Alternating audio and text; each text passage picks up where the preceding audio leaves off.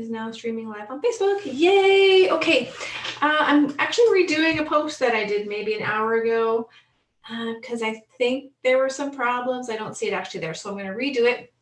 And the reason I'm coming to you from Zoom onto Facebook is I actually want to share my screen. And I knew I was going to come and talk and share some information today, and this happened to come up on my Facebook feed. And immediately I was thinking, okay, this is a sequel to the Don't Let This Be Your Legacy. So I wanted to come on here and talk about this. Now, this is COVID inspired, but really it could be anything that people are facing. And it really highlights judgment versus curiosity and how impactful judgment is in creating chaos and creating conflict and creating distance between people. And so we really, I'm trying to teach y'all how not to do that. So if you want to like, share, comment on this video as much as you can, as widely as you can, I think there's a lot of people who need to hear this message. So I'm going to share my screen here with you now. This is a story about Melinda Gallant. I don't know where Melinda is from, but Melinda, I support you, girl. I support every parent out there, single or otherwise, who has had to make difficult decisions in a society where, things are changing and there's a lot of fear and panic and people are quick to judge. So Melinda Gallant writes this today. If anybody has ever wondered what defeat looks like, here it is, folks. This is the look of a single mom during a pandemic.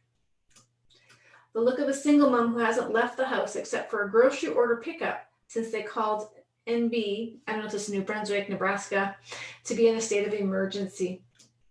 A grocery store order which had $100 worth of items that wasn't available, but that I still needed even though it wasn't available. This is the look of a single mom who decided to pack up her children to go to COSTCO, to pick up a prescription, and to hopefully get the rest of the things I needed to be able to stay home for a few weeks at least. Because here's the reality, and it's not just a single mom. This might be this may be a couple, this might be a senior, this could be your neighbor. It doesn't matter what your marital status is. This could be your reality. Because here are my options. A, get a babysitter, which guess what? I can't do because it's a pandemic and we're physically distancing and I can't bring a stranger into my home. Good call. B, leave the kids at home, which I'm not allowed to do because as you're going to find out, they are too young to be left at home alone and she risks having the police at her door. Or 3, get someone to pick up my stuff, which by the way equaled $300. I'm assuming that would have been groceries and delivery. Now, not everybody can afford that luxury. All right, so some may take advantage of that. Some may just find the money to make that happen. There is no judgment whether you do pay it or you don't pay it. So this is the look of a single mom who was rudely told by not 1, not 2, yes, 3 special COSTCO employees that it is the last time she'll be able to go in there with her children. And then she overheard 2 employees, I don't know if these are different or same, rudely point to her and say, yeah, we're putting up those signs about children because clearly they're not going to listen until we do. All right, so right here, I'm already offended, like massively, on behalf of anybody who's ever felt this kind of discrimination and judgment and uncalled for comments. First of all, guys, choose kindness. Second, choose curiosity. Why not? I mean, I get it. Maybe you don't live with some conditions or situations or context that prohibits you from doing things that you normally do. Not everybody's there. Not everybody can make that leap because they haven't experienced it. But let's just teach people kindness, shall we? I'm going to carry on.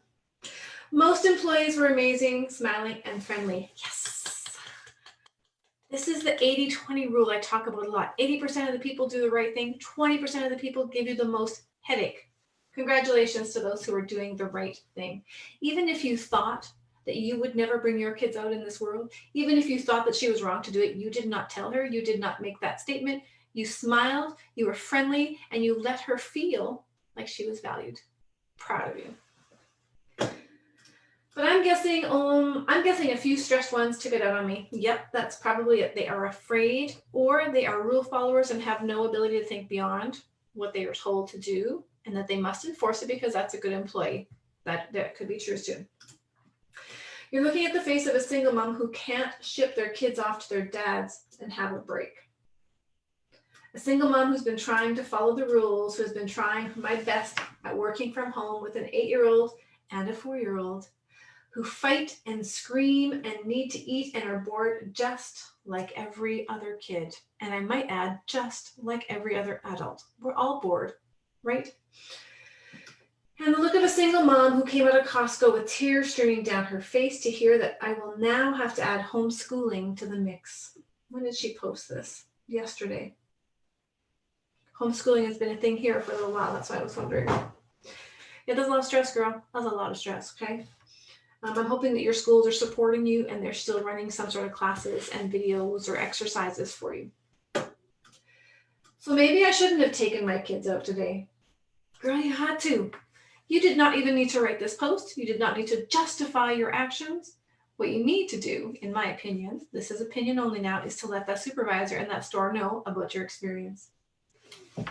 But when emotions are already high, today broke me. And to add salt to the wound I've got, this is what kills me, man. This is going to make me cry again. I cried the first time I tried to record this, and I don't think it got to. I have 2 children who have been apologizing for an hour because they think they're a burden.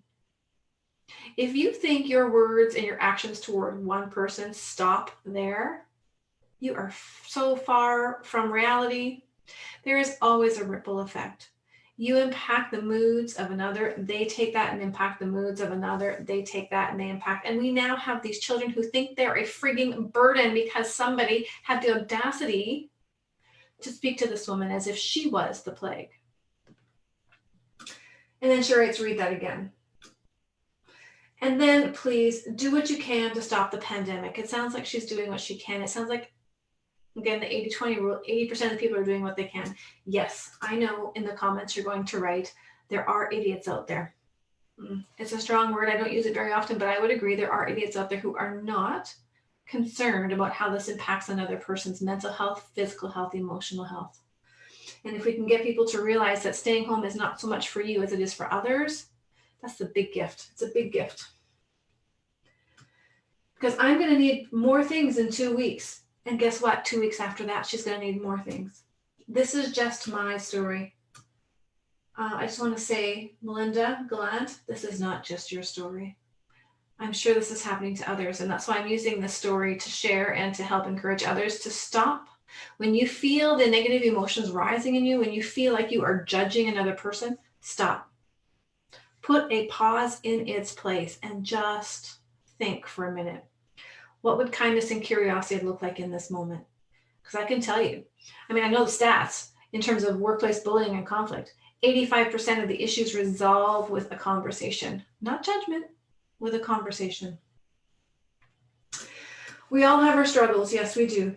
And I'm not looking for sympathy. I am standing with you. I am empathizing. I'm just saying, please have compassion instead of being so quick to judge. Please do your part to flatten the curve. And please check on people around you because most of us are not okay. Now, I'm sharing this because, I knew I was coming on anyways.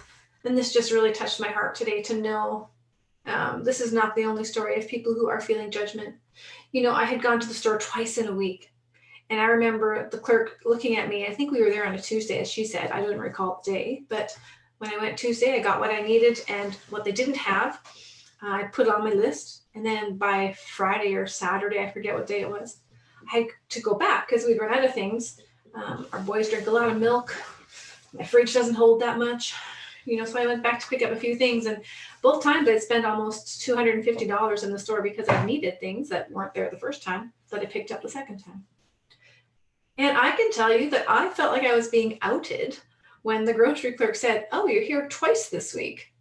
And in this culture, I felt like, oh my gosh, people are going to look at me as if I'm doing something wrong. But in fact, I had to get groceries. That is just the way it is. There's only so much stuff that they had to sell. So I had to come back a second time.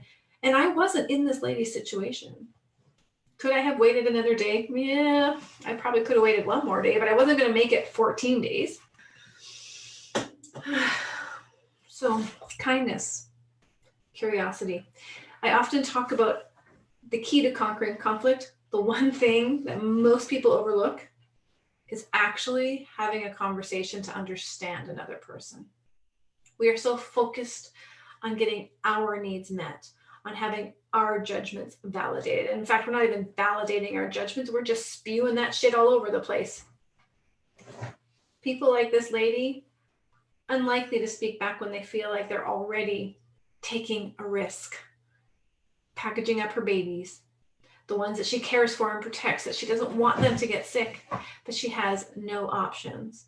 But to do that and practice good physical distancing and hand hygiene and limit her time in the stores, go out only once every 2 weeks if she has to. So I'm just sharing this today as my sequel to the Don't Let This Be Your Legacy. If you have found yourself in that moment, and we do from time to time, like it's a human thing to sit in judgment sometimes, but if you recognize it, if you feel it, just pause and ask yourself, what would kindness and curiosity look like in this moment? And then step into it. Just step into it. And you'll be saving a lot more. You'll be, solving a lot more problems than you're going to create, because this lady is going to live with this now for a while. Her kids are living with this for a while. That wasn't their intention, I'm sure. I'm sure they were speaking out of fear and maybe a lack of awareness and education. So I'm hoping, COSTCO, I'm calling you out, and everybody else who works in the service industry, I've certainly heard it here before, do better. You know, people are doing what they can within their context and the means of their lives. So just let's everybody just do better. Make it a great day, guys.